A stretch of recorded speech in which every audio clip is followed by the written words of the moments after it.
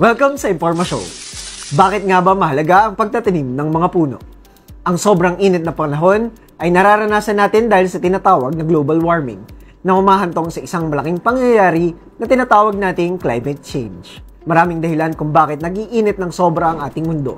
Isa sa mga dahilan nito ay ang patuloy na pagkawala ng ating mga kagubatan dahil sa mga ilegal na pagpuputol ng mga puno at pagko-convert ng ating mga kagubatan bilang lupang taniman at iba pang proyekto na may kinalaman sa urbanisasyon. Ano nga ba ang naitutulong ng mga puno sa atin?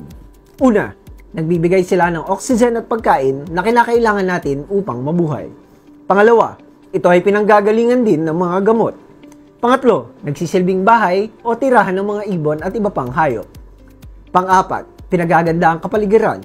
Sumasangga sa mga ingay sa kapaligiran. Panglima, naglilinis ng hangin sa pamamagitan ng pag-absorb ng mga bagay na nagbibigay ng polusyon sa hangin. Nakakatulong din ang mga puno sa pagpapababa ng temperatura sa kapaligiran. At huli, tumutulong upang mabigyang solusyon ang problema ng mundo sa global warming at climate change. Ang lokal na pamahalaan ng San Pablo ay sumusuporta sa lahat ng mga programang makakatulong sa pagkalinga sa kalikasan at mga proyektong may kinalaman sa pagtatanim ng mga puno. Isa sa mga programang pangkalikasan ay ang pakikilahok sa Arbor Day tuwing buwan ng Hunyo na dinadaluhan ng mga kawani ng lokal na pamahalaan kasama rin ang mga punong tanggapan sa pangunguna na rin ng City Environment and Natural Resources Office. Intergenerational justice at intergenerational responsibility ating patuloy na gampanan.